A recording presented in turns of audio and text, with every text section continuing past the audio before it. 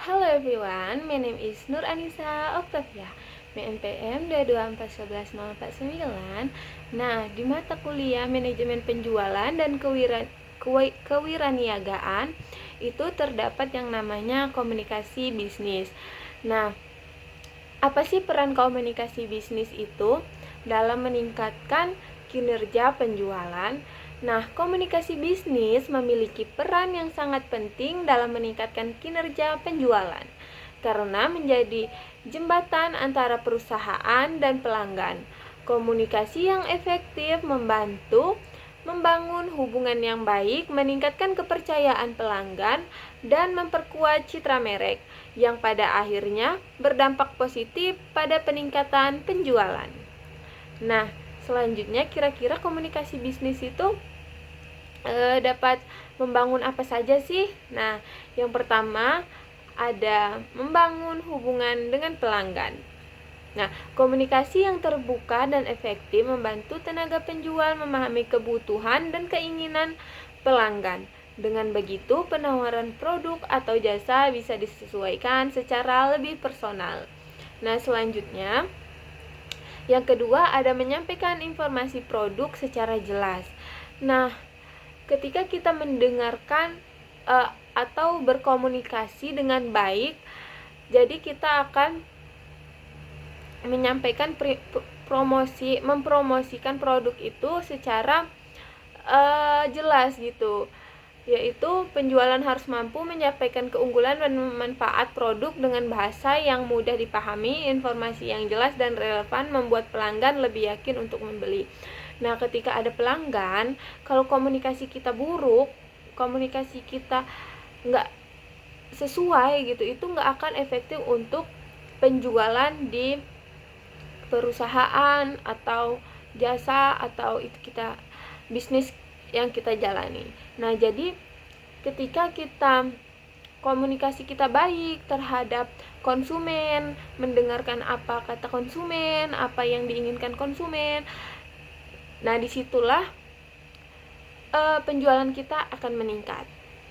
Selanjutnya yang ketiga ada memahami keberatan pelanggan. Nah, ini nggak kalah penting ya teman-teman. Komunikasi yang baik memungkinkan penjual merespon pertanyaan untuk keberatan pelanggan secara profesional dan meyakinkan sehingga potensi keberhasilan penjualan meningkat. Nah, ketika kita berkomunikasi yang baik, nah itu memungkinkan penjual merespon pertanyaan atau keberatan pelanggan. Semisal nih, pelanggan menyampaikan bahwa saya keberatan nih untuk membeli suatu produk yang minimalis, tetapi itu harus dikirim dengan truk gitu kan, yang gak seharusnya itu harus dikirim dengan truk atau pelayanan Maxim atau segala macam, itu bisa dibawa sendiri gitu.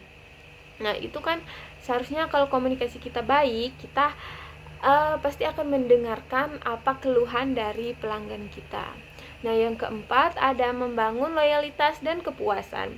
Setelah transaksi terjadi, komunikasi lanjutan seperti follow up atau layanan penjual.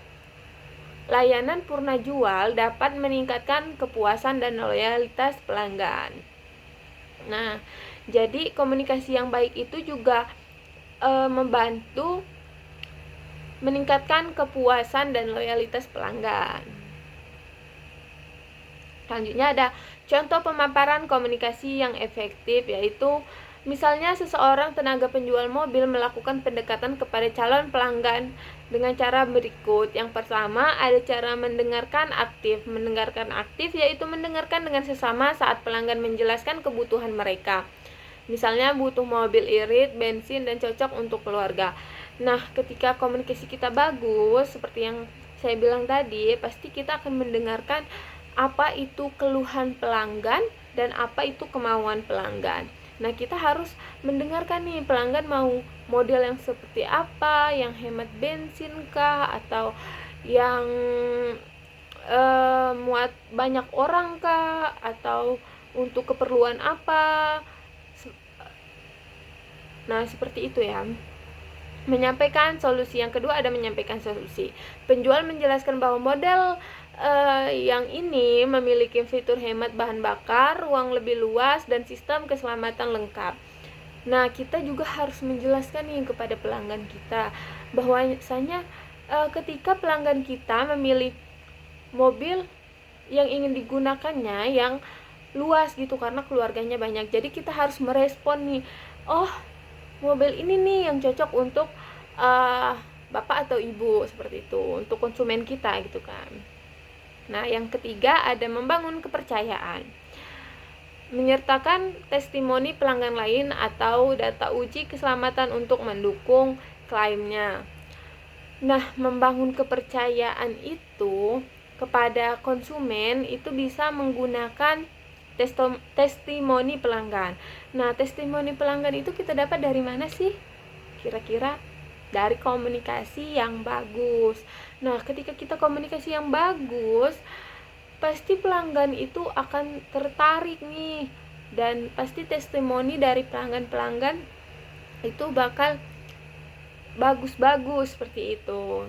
Nah, yang terakhir ada follow up. Follow up setelah kunjungan pertama, penjualan menghubungi kembali pelanggan untuk menanyakan pendapat dan menawarkan test drive. Nah, itu ya. Selanjutnya ada kesimpulannya, dengan komunikasi seperti ini pelanggan merasa dihargai dan dimengerti, sehingga peluang terjadinya pembelian menjadi lebih besar. Jadi seperti itu ya teman-teman.